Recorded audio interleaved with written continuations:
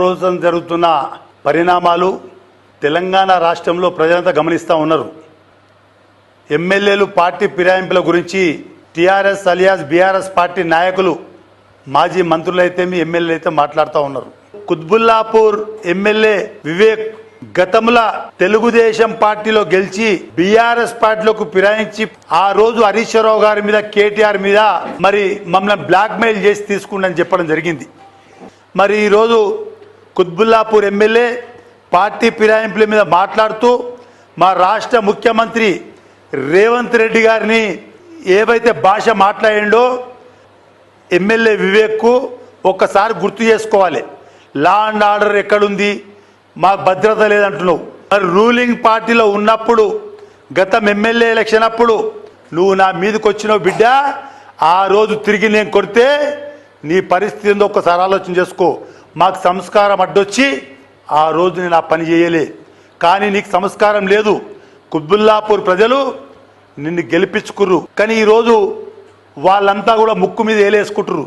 వీడు రైల్వే స్టేషన్ల ఫుట్పాత్ మీద ఉండే పల్లీలు బటన్ అమ్ముకున్నాను, కానీ అధ్వానం భాష మాట్లాడుతూ ఉండు.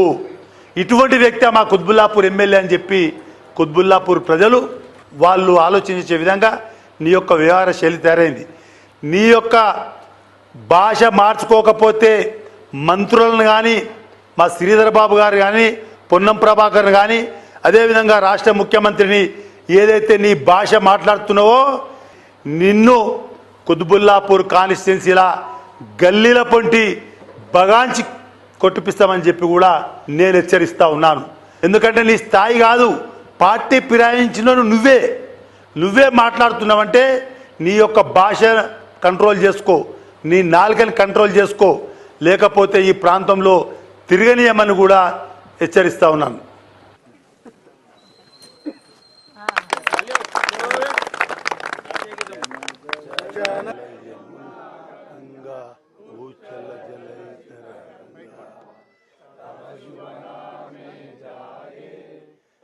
शुभाशिष मागे गाये तब जय गाता।